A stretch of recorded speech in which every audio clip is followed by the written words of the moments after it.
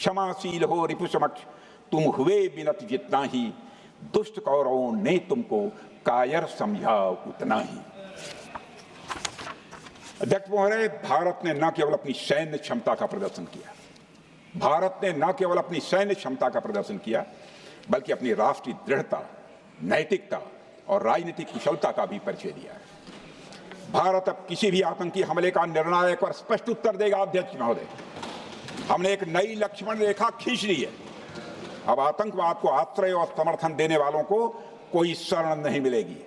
और अध्यक्ष महोदय, भारत किसी भी तरीके से, किसी भी तरह के न्यूक्लियर ब्लैकमेलिंग या दबावों के आगे अब झुकने वाला नहीं है।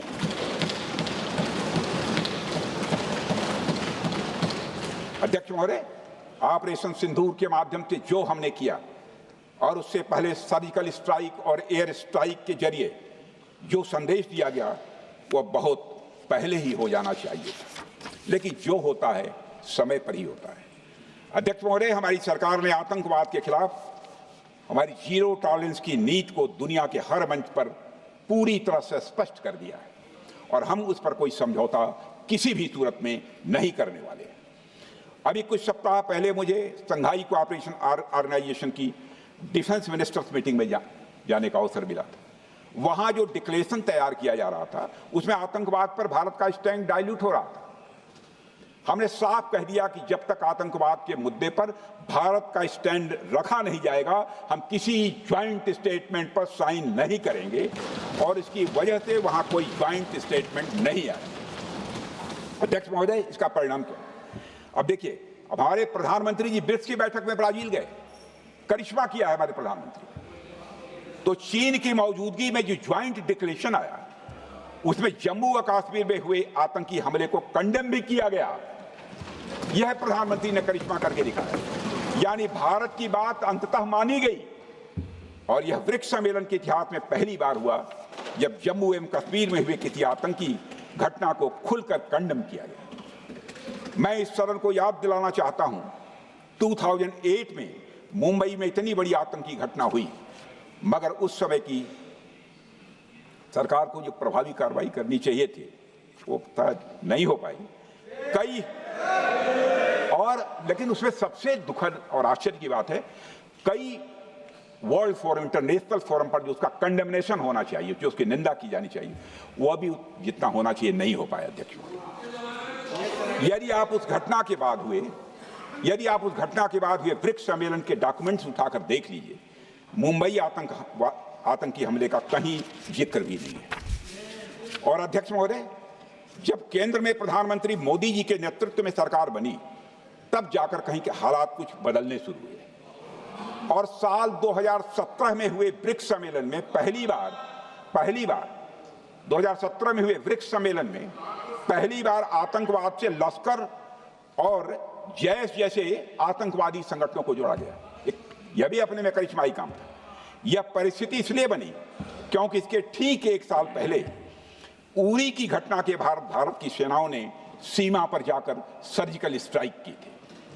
हमने दुनिया को बताया कि आतंकवाद के खिलाफ हम सरहद के इस पार भी मारेंगे और जरूरत पड़ी तो आतंकियों के घर में घुसकर भी मारेंगे।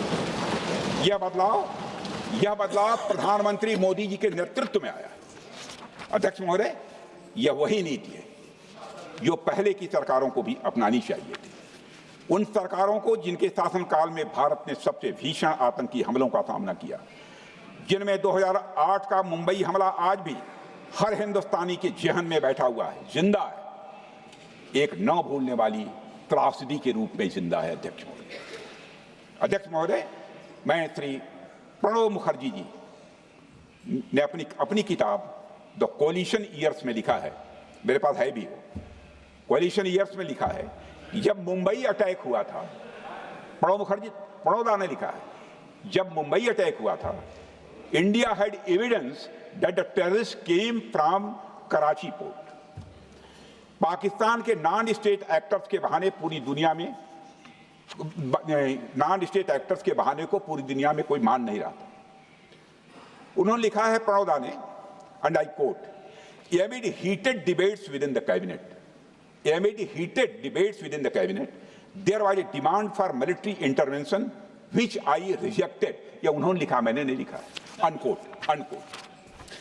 अध्यक्ष महोदय, भारतीय विदेश सेवा के एक वरिष्ठ अधिकारी ने भी अपनी किताब में इस बात की पुष्टि की है, जिनका नाम है अजय बिसारिया, और वो शायद फॉरेन सेक्रेटरी थे, कि मुंबई हमले के तुरंत बाद एक उच्च स्तरीय बैठक हुई थी, जिसमें तत्कालीन विदेश मंत्री पड़ौदा ने पूछा व्हाट शुड बी डन। तो विदेश सचिव शिवशंकर मेनन जी ने सुझाव दिया कि भारत मोरदके में लश्कर-ए-तोयबा के मुख्यालय पर क्रूज मिसाइल से हमला कर सकता है। यह सुनकर पड़ौदा ने चश्मा उतारकर साफ किया और सभी अधिकारियों को धन्यवाद देकर बैठक समाप्त कर दिया। अध्यक्ष महोदय, उस समय की सरकार ने जो सही समझा वो किया, पर मैं मानता हूं कि अगर तब की सरकार ने भी 2016 सर्जिकल स्ट्राइक, 2019 एयर स्ट्राइक जैसे निर्णायक और कठोर कदम उठाए होते तो पाकिस्तान की स्ट्रेटजिक कैलकुलस बदल सकती थी। एक पावरफुल और डिसाइसिव एक्शन पाकिस्तान और उनकी सेना के द्वारा इस 500 टेररिस्ट ऑर्गेनाइजेशंस के लिए बड़ा डिसइंसेंटिव साबित हो सकती थी। अध्यक्ष महोदय, 2008 में मुंबई हमलों के बाद उस समय की सरकार ने सिर्फ बातचीत का मार्ग चुना था। मैं स्पष्ट करना चाहता हूं, यह कोई आलोचना नहीं है अध्यक्ष महोदय, न उस सरकार की, न उस समय के प्रधानमंत्री की, और न ही उन नेताओं की। उस समय की लीडरशिप को जो सही लगा उन्होंने वह निर्णय लिया। अध्यक्ष महोदय, बस मैं इतना ही कहना चाहता हूं कि आज का भारत अलग सोचता है और अलग तरीके से काम करता है।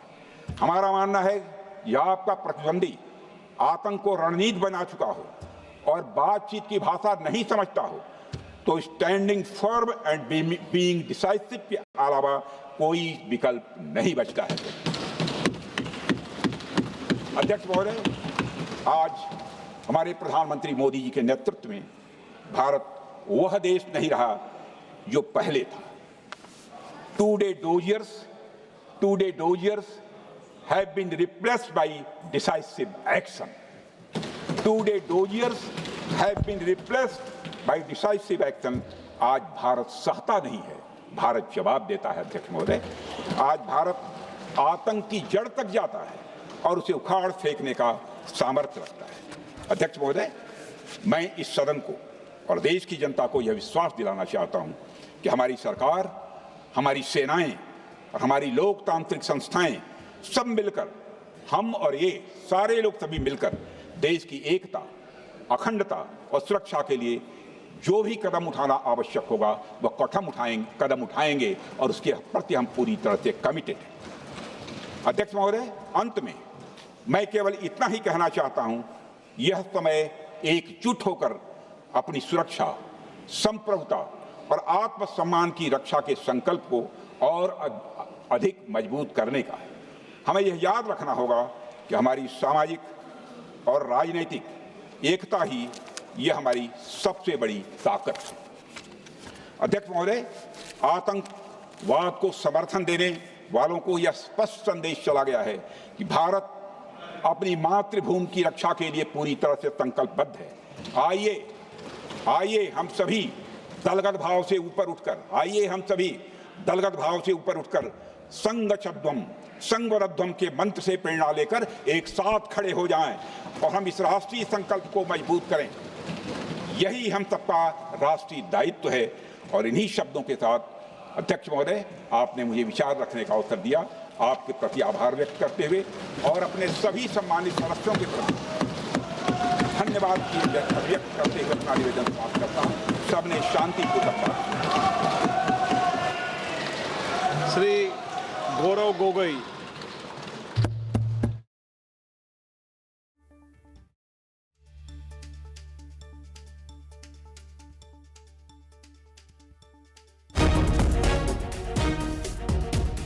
बड़ी खबर आपको दे रहे हैं। जो 3 आतंकी मारे गए उनकी पहचान हो गई है। मुठभेड़ में आतंकी मूसा के मारे जाने की खबर है। अबू हमजा और यासिर भी मुठभेड़ में ढेर हुए हैं। बड़ी खबर, सेना के ऑपरेशन महादेव में 3 आतंकी मारे गए हैं और ऐसी जानकारी मिल रही है कि पहलगाम हमले से संबंध होने की संभावना है। इनके पास से ग्रेनेड मिला है, AK-47 बरामद हुआ है। मारे गए आतंकियों के पास से 17 ग्रेनेड मिले हैं। इसके अलावा कपड़े, खाने पीने का सामान, बर्तन भी बरामद हुआ है। यानी कि पूरी प्लानिंग के साथ आए थे और इन 3 आतंकियों को मार गिराया गया। इनकी पहचान हो चुकी है। नाम आपको बता देते हैं। मूसा सुलेमानी मारा गया है, अबू हमजा और यासीर, ये 3 आतंकी जिनका काम तमाम हो गया है। श्रीनगर में 3 आतंकी मारे गए हैं मुठभेड़ में। लगातार हम आपको ये खबर दिखा रहे थे, अपडेट आपको बता रहे थे, क्योंकि जानकारी ऐसी मिल रही कि पहलगाम हमले में जो आतंकी शामिल थे उनसे इनके संबंध हो सकते हैं, ऐसी संभावना लगातार जाहिर की जा रही थी। और 3 आतंकी अब मारे गए हैं। ये 3 कौन हैं? आपको तस्वीर भी हम दिखा रहे हैं, आपको नाम भी हम बता रहे हैं। Category Musa Sulemani, category A आतंकी, इसका काम तमाम हो चुका है, मारा गया है। पाकिस्तानी आतंकी मूसा सुलेमानी, तस्वीर आपके टीवी स्क्रीन पर है इस आतंकी की जो ढेर हो चुका है मुठभेड़ में। सेना के जवानों ने इसका काम तमाम कर दिया है। दूसरा आतंकी अबू हमजा और तीसरा आतंकी है यासिर। ये तीनों आतंकी मुठभेड़ में मारे गए हैं। जो लगातार ऑपरेशन चलाया जा रहा था, इसका नाम दिया गया था ऑपरेशन महादेव, और इसी में ये 3 आतंकी मारे गए हैं। जानकारी ये है कि इनके पहलगाम हमले से संबंध तार जुड़े हो सकते हैं। इनके पास से ग्रेनेड मिले हैं, AK-47 इनके पास से बरामद हुई है, कपड़े थे, खाने पीने का सामान था और बर्तन भी इनके पास से मिले। यानी कि पूरा अपना बोरा बिस्तरा बांध कर ये आए थे पूरी तैयारी के साथ, लेकिन अब ढेर हो चुके हैं। तीनों आतंकी मारे गए हैं। बहुत बड़ी खबर है। ऑपरेशन महादेव में ये बड़ी कामयाबी, 3 आतंकी ढेर हो गए हैं जिनकी पहचान हो चुकी है। तीनों पाकिस्तानी आतंकी जिन्हें ढेर कर दिया गया है। इनके पास से जो सामान मिला है वो इस बात की बानगी है कि ये पूरी तैयारी के साथ आए हुए थे। और क्या मंसूबे इनके होंगे, आतंकी हैं तो आप खुद सोचिए, जरा अंदाजा लगाइए। और अब इन तीनों आतंकियों को ढेर कर दिया गया है, मार गिराया है। आगे बढ़ते हैं, अगली खबर का रुख करेंगे।